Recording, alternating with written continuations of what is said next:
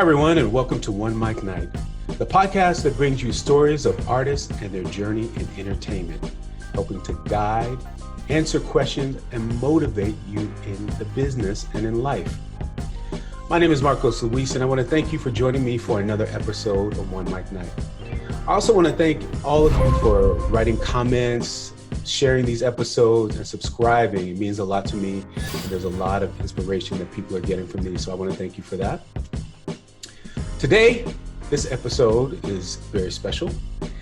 We are taking a walk behind the scenes of the theater and film to talk to some of the people who help make actors and filmmakers survive. We're talking to someone who is a stylist and does wardrobe for Broadway, and we want to get to know a little bit more about her journey in the business. So please welcome Rossalynn Evans to OneMicNite. Hi, Rossalynn. Hi, Marcos. Thank you for joining me. Thank you for having me. First of all, how's this time been for you? We're going through a crazy time with this pandemic. How's it been for you? We're just gonna go dive right into that one. Yeah, that right there is the struggle. It is. It was a struggle, literally, and I still am off balance, because there's so many changes. But I'm a visual person. A costumer, a dresser, so everything that I do, most of what I do is visual. We don't even have to have a conversation for me to do what I need to do. You need to look a certain way. I need to, preserve the integrity of whatever your look is, or whatever the designers have set for you. Right. So not doing that, and it's kind of not working, I guess, like everybody else, trying to find that level of just stability. So it was a little off-putting, like, okay, what am I going to do? This isn't just downtime. I'm just not in between a gig. Right. You know what I mean? I'm just not taking this time off before my next gig starts. I'm like, okay, what? And then you're saying I can't go outside. Right, yeah. Like we're supposed to social distance. Exactly. Being contained to one space where you're used to, a pretty heavily regimented routine of like 8 shows a week. Yeah. Doing that. So. So I mean, it was difficult, finding a grounding and finding some type of a balance because, I rely so much on actors. Right. You know what I mean? Like they really make up a lot of who I am. They bring out, even though I'm behind the scenes and I'm relatively reserved and okay, maybe not reserved, but I'm quiet. Right. You know what I mean? Like you're the actors, they're the actors, so I'm support. So it was trying to find my own was like, okay, like am I really that my identity? I felt like my identity is so tied to a show. Right, yeah. Yeah. And it was kind of like, what else you got for us? Who are you? So how do you find the balance? How do you keep, this was a really trying time for a lot of people, and there's so much pressure, to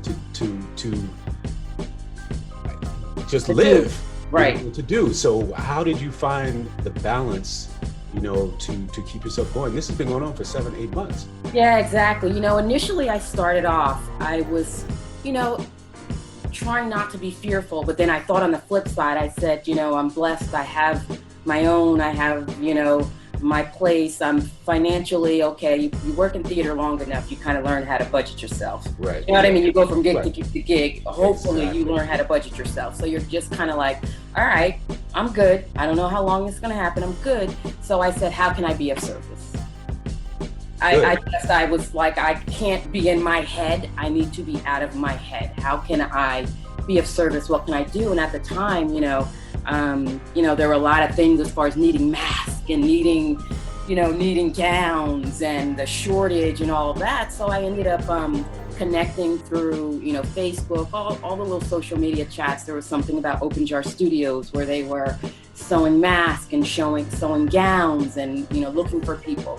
So I kind of got myself into that, and I started, sewing gowns, for hospital workers, PPE gear. So PPE gear. And, that was, like a 7-month, 8-month gig. And it was great. It gave me purpose. It was like, it was a hard work. I was like, yo, this is like industrial work. Initially I was like, yo, I got 3 sewing machines. I done broke 2 in the first week. Because it was the industrial and having to pump out like 150 gowns. Right. You know what I mean? Like in less than 4 days or something. It was kind of like, so it was like, but it gave me purpose. I was like, okay, I could set my schedule. I had a schedule. It was like, get up at this time, you get this done. You put, I was putting 10 and 12 hours, a day into it. You know what I mean? And so it was like, so it gave me purpose. And then when that ended, it was like a whole nother challenge. It was like, okay. What do I do now? What do I do now? Right. So, Interesting.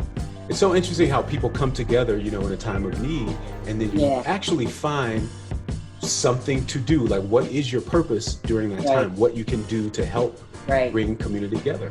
Right. I know during this time, you and I have talked about this, but I feel like creating something like this podcast has come to be a sense of purpose for me.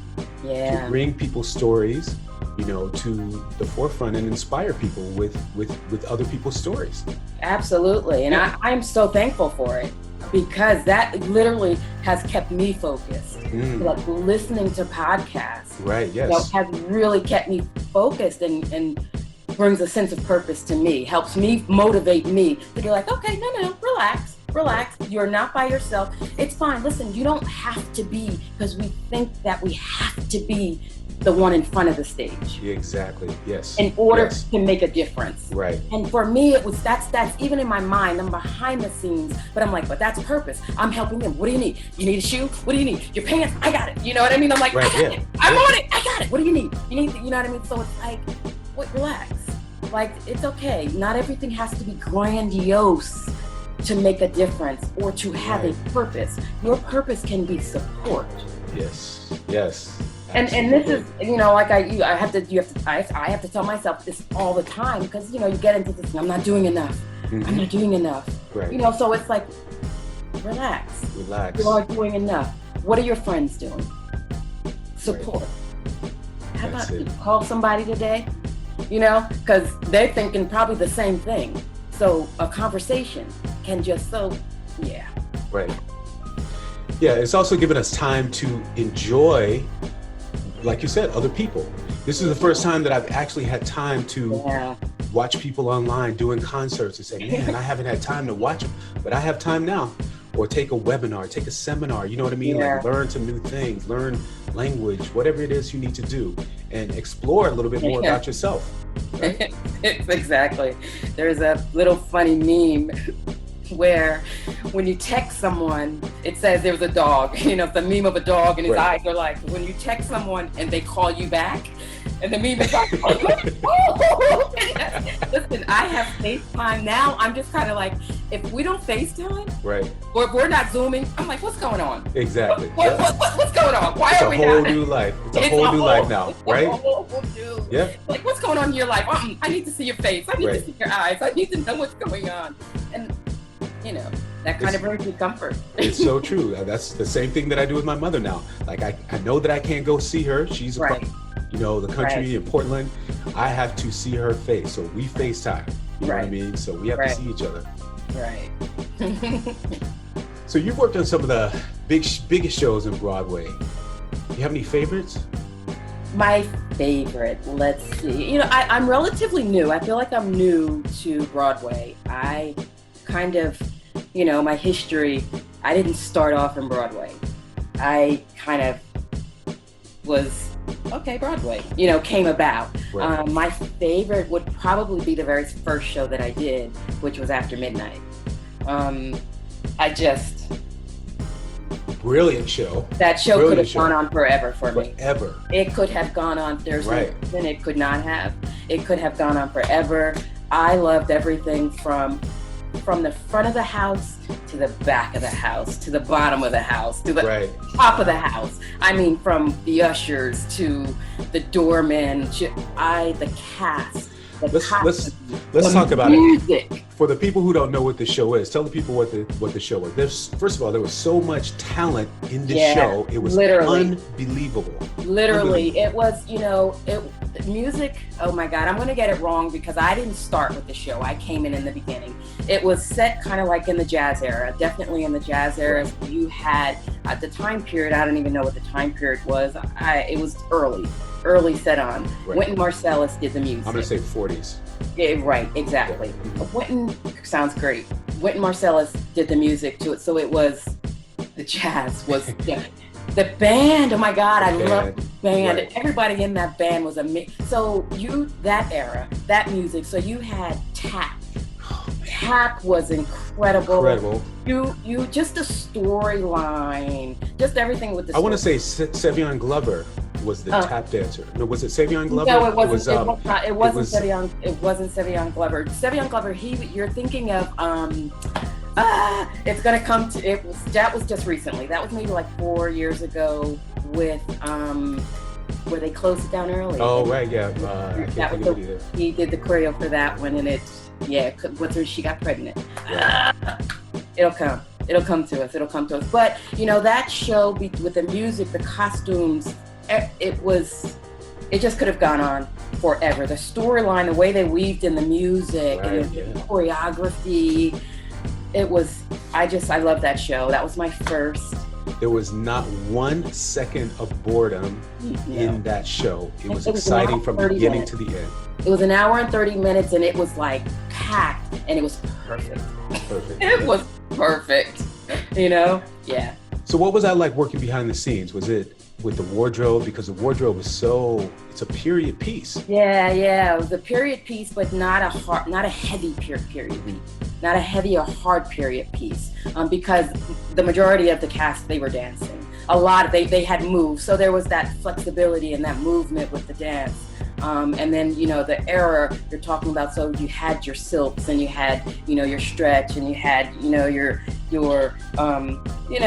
kind of shimmy dresses. So there was nothing heavy or hard, but it was just, beautiful. Kind of, how was it working backstage and running it from, it was really great. It was a busy show. It's an hour and a half. Right. And so, cast of, 30, 27, whatever that number was. So it was action packed. It was action packed. So we were constantly moving. And there's a choreography backstage. Like any actor, every actor, I'm sure you guys have talked about it on your show. Yeah. But backstage choreography is the exact same as what a front of house choreography would be. If you're supposed to be standing here to the right, same with backstage. There's a crossover coming. Crew guys are waiting for you to pass. So if you're late, if something happens, you can't find a shoe that you should be lugging to your next scene, crew guys are waiting for you to cross. So you're delaying. So that choreography backstage is just as it is on stage, and I love it. Exactly. Everybody's taking cue from the next person. Absolutely. Because there's certain things that have to happen before the next thing can happen. Absolutely. I love it. Yeah. What kind of walk us through like what you would do when you came in, or what a wardrobe person would do when they come in. When you come in, you're typically there. There's, 2 scenarios. One, a day worker. Every show, you come in, someone is coming in to prep the show. Mm-hmm. So you have costumers that are coming in to prep the show. It's a 4-hour call. So you're coming in, say at noon, depending on what time your show starts. You're coming in at noon, or you're coming in at 1:30, or Saturday on the weekends. It's absolutely early. You're coming in at 8 o'clock. Before the show. So this is always before the show. You're coming in for 4 hours to prep it, steam, iron, fix the shoes, whatever repairs need to be done. You're steaming, you're ironing, you're doing, whatever needs to be done to these particular costumes. And yes, it does take every bit of 4 hours. And this is one of 4 people. Typically there are 4 costumers that will come in. If there may be more, depending on the show, someone that may just come in and do the shoes. But there are 4, at least, at minimal, there are 4 dressers that are, unless it's a one-man show. Right. But if it's a full ensemble, show, there are at least 4 dressers that are coming in, and they all have their stages, or where they are. They all have their area that they're prepping. The men, the men stage right, the women stage left, dressing room, costumes, or, the shoes. So so you come in, you prep, you do that. Or if you're not prepping, even if you are prepping, you're still coming after that prep is done, then everyone shows up. The rest of the cast is typically 8 people, not including the supervisors, the wardrobe supervisors. They come in an hour and a half before the show. And then they preset. You do your preset. You have a group of people that you take care of, or that you preset. Usually you cross connect, with who you're dressing. A lot of times if you're dressing a lead, that's who you're dressing. Okay. You're dressing a lead, but a lot of times if your lead is off, then there may be somebody else that crosses that you take care of them as well. But it's all in timing. It's a matter of timing, but primarily if you're dressing a lead, that's your concern. That's your person, because they're usually on stage 90% of the time. You know what I mean? Or, right. 80% of the time. Or they just have a heavier load. So you come in an hour and a half beforehand, you preset your show. Most shows or a lot of shows, it varies from show to show, you will preset at least the first half of the show. If there's no intermission, you're presetting the entire show from top to beginning. So once that curtain goes up, it's just go. I come in, walk into the theater, I go downstairs if there's laundry, pick up laundry that was washed the night before or earlier that day. I insert it inside, my rack of costumes for my cast member that I'm presetting for, and you just preset. And that literally can take you, that entire hour and a half.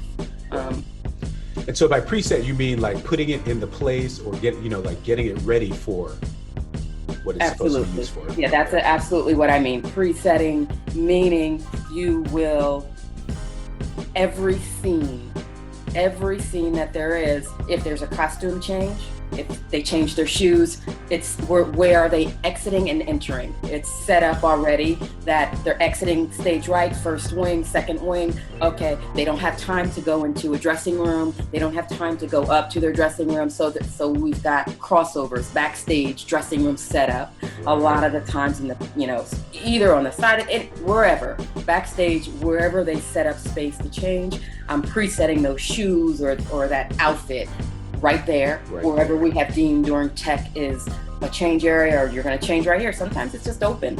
You don't get a curtain, you get a chair, maybe, but your shoes are preset there. So I'm presetting, then I go through my next scene. Okay, so-and-so has a change here, Felicia has a change here. So I'll set this up, behind the curtain or over here. So through the show, each scene, I'm presetting their costume right there. Right. And then a lot of things are repeat. A lot of stuff are repeat costume pieces. So, after that change is done, make sure you grab this because she's going to put those shoes back on. If they have to go over to, scene 18, scene 20, they've got to go. You've got to preset those shoes over there. So it literally is, blocking for the back of the stage too. Like you have stage directions. You have to have your things in the place at the time that it needs to be. Absolutely. Yeah, for sure. Yeah. Yeah, I mean, and it's like the same with the front. Front of house, the back is the same. It's just, it's different. The schematics are different because we're dealing with scenery and dealing with costumes, but yeah. Do you have a favorite? You said you had a favorite show. Have you had a chance to meet anybody that was just like, wow, actor-wise? So funny. Or even just in the business, another person that does wardrobe that you respect and respect their work, or any of those things? It's funny. I assumed you might ask this question, and it's so funny. I'm a funny bird because I try not to. First of all, I love every actor. Front of the stage, it really doesn't matter to me, like who you are. Like you don't have to have a name. Right. I kind of look at you, and as a dresser, I have to treat you the same. Sure. Yeah, I just have to, or I don't have to, but I choose to. Sure. Because, what happens, people treat someone with a name or someone that has done more, just more well-known, they get treated differently. I don't like to be treated that way, so I choose not to treat, cast members that way. So is there anyone that I'm like, oh my God, I'm so enthralled with? I love them all, and I can't treat anyone, or I choose not to treat anyone that I'm working with differently, because at the end of the day, you might be an asshole. Yes. At the end of the day, you might be an asshole, and I can't allow for that to affect how I do my job. Exactly.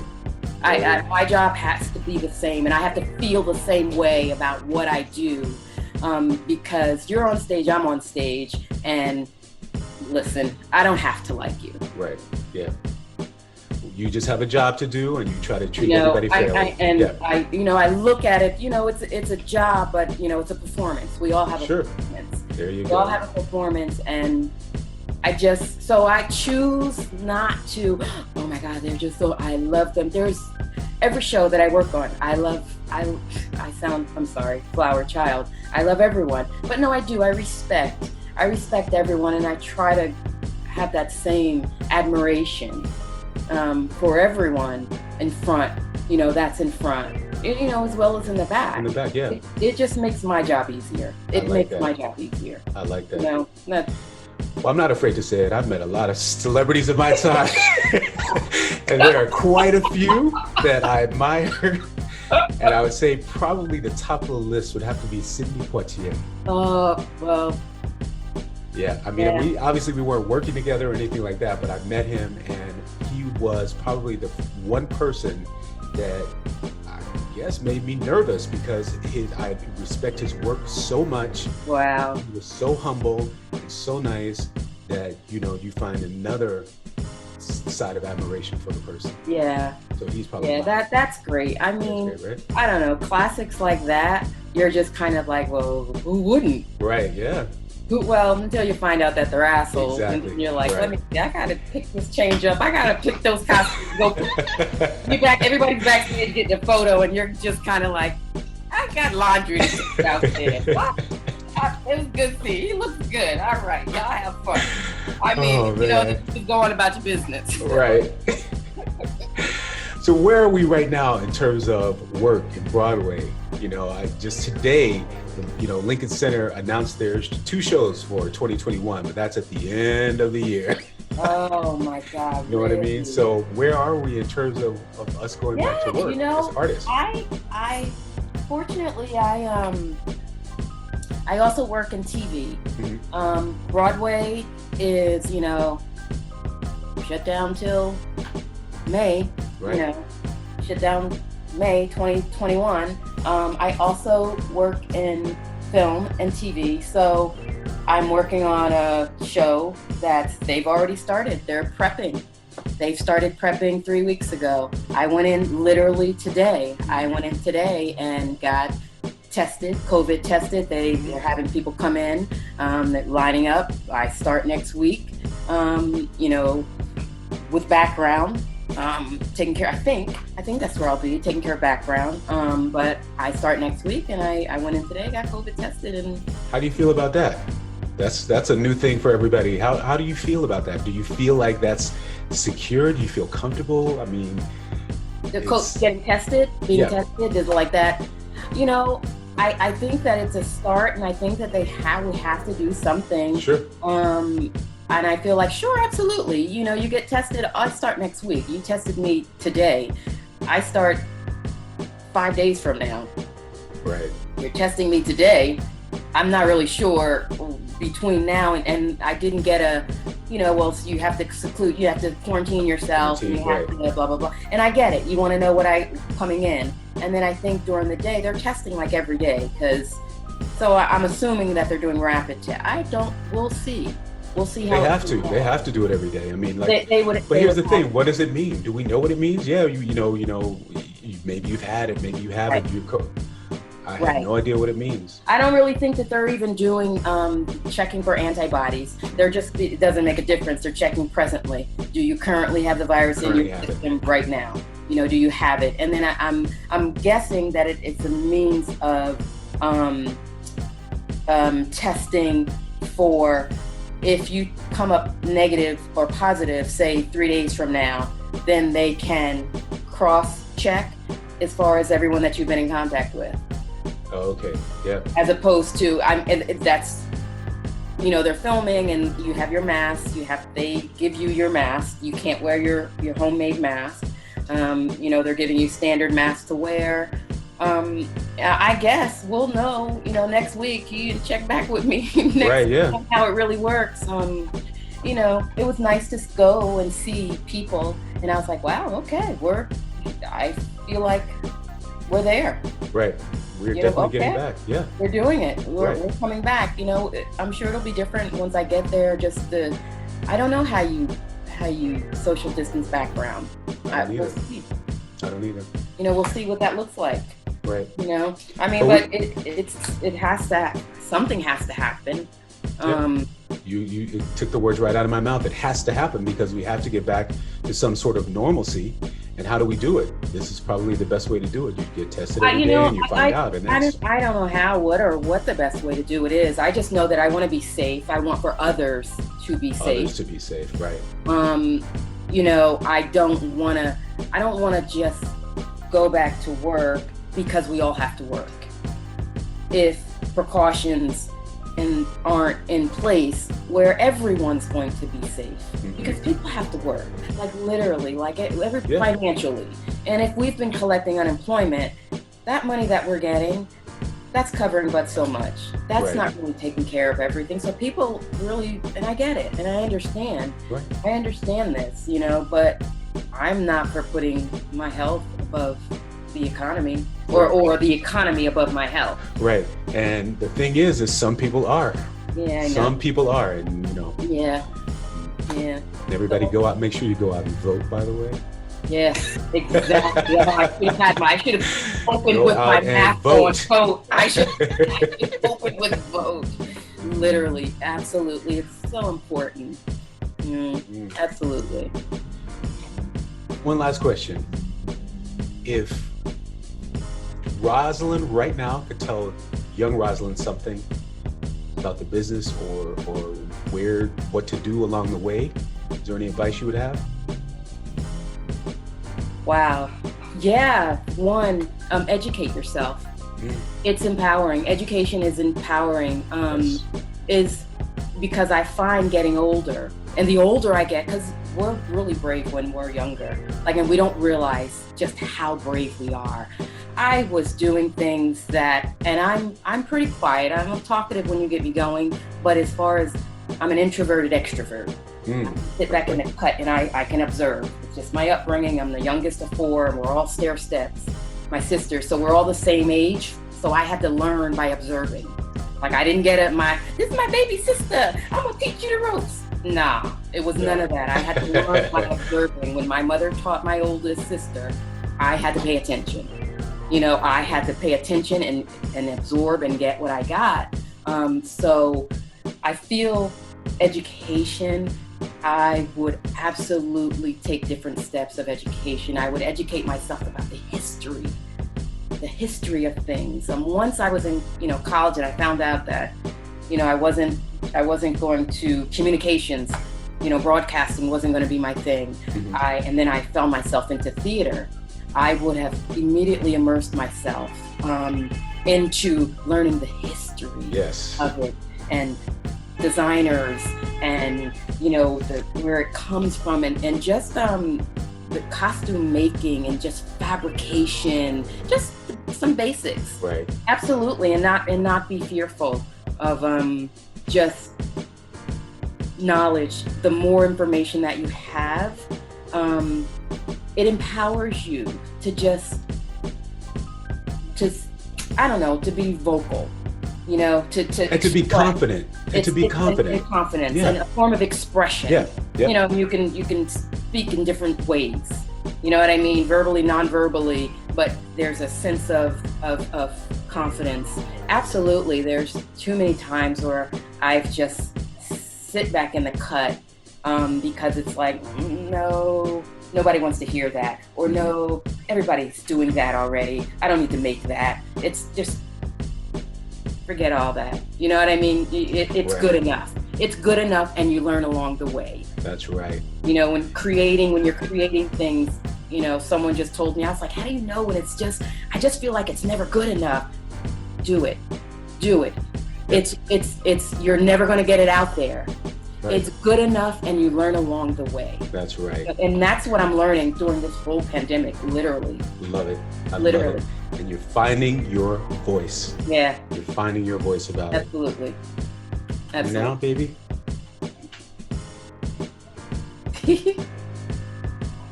Yeah, baby. Baby, where you at? My mom wants to know how we can get in touch with you on social media. Oh, hi, Mama. Yeah, right? No, and that's another thing this pandemic brought about. I'm a voyeur. I have always been a voyeur on social media. And IG, which I follow like my friends, and they force me to because we'll be backstage and they're like, where are you?